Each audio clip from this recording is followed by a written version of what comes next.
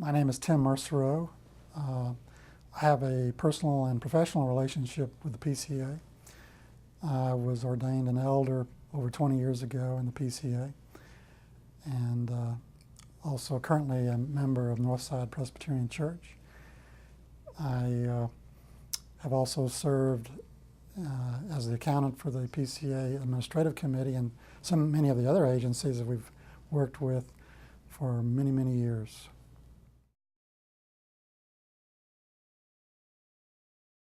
Well, over the years, I suppose I started helping the Administrative Committee with their accounting well over 20 years ago. And I've been able to see their financial picture very closely, help prepare the books getting ready for the audit. We don't actually perform the audit. So I've seen the trends, the revenues that they've received and the expenses they've incurred and the struggles they've had in trying to pay the bills and to meet their obligations required by the General Assembly.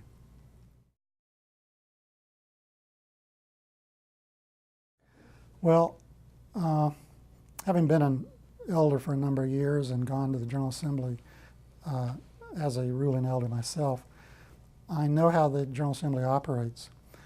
And I look at the Administrative Committee as the business arm of the General Assembly.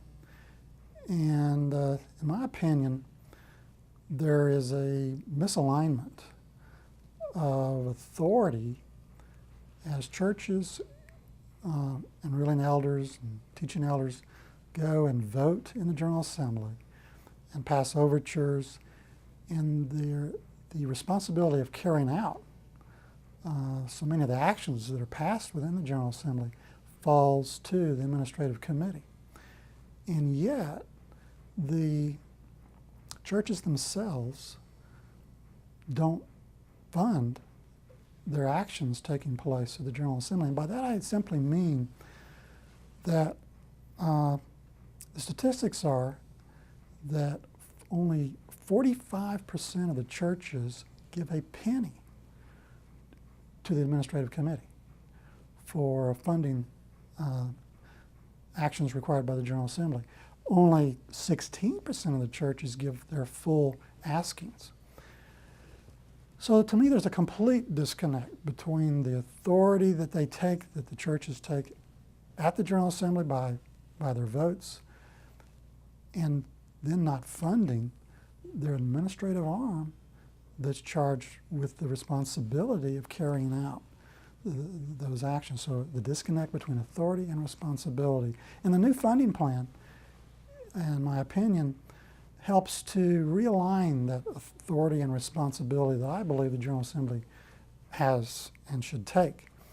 There's no plan that's perfect, but I think the current plan is reasonable, it's methodical, and it's based on the revenues that each church takes in through tithes and offerings. So for example, the smallest churches, say making or taking in revenues or tithes and offerings of $99,000, only pay $200 under this new plan. And it costs roughly $400 simply to go to the General Assembly, maybe more than that by the time you add travel. So the smaller churches actually, I think, are getting a pretty good deal because that $200 will cover their trip to the General Assembly and the dues that they would normally have to pay to get into the General Assembly. And the larger churches, of course, churches making in tithes and offerings of, say, $999,000, just under $1 million, pay $3,000, which is still a very small portion of their total tithes and offerings. I think it comes out to be, on average, roughly 1/3 of 1%. So I think it's a very reasonable method of funding the General Assembly's business arm, if you will, which is the Administrative Committee.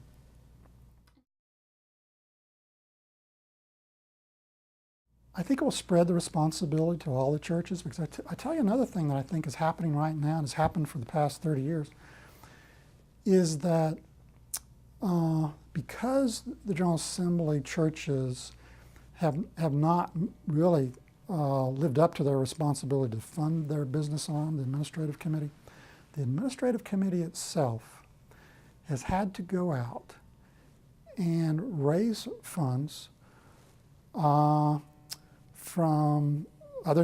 some of the churches who are willing to pay more than their quote maybe their fair share.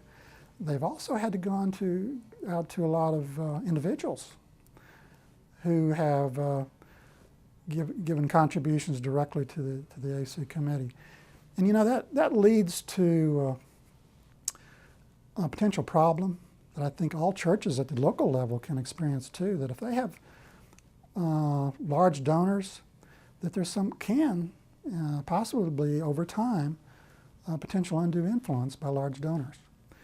And I'm not saying that I've ever seen that necessarily happen, certainly not at the AC committee, but there's always the potential that if the AC committee is relying on a small number of large donors, whether it be churches or individuals, that undue influence over time could take place. So by bringing the funding for the business arm of the General Assembly back to the churches themselves, I think it certainly strengthens the church as a denomination.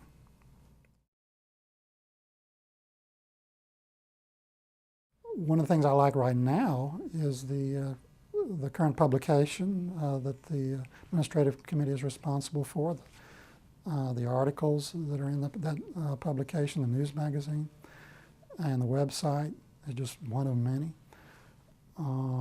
areas. And of course the General Assembly itself is always a good opportunity to meet other elders, talk to other churches, maybe go through some training courses, etc. So I have a great respect for the administrative committee and what they do.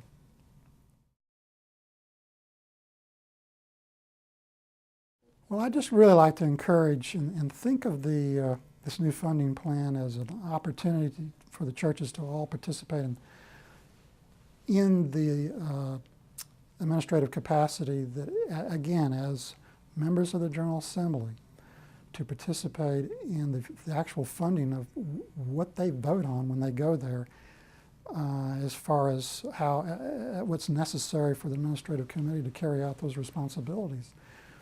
I think it'll solve a lot of problems, and really would like each elder who may be listening to me now is to realize that we are a denomination and not just an association of churches.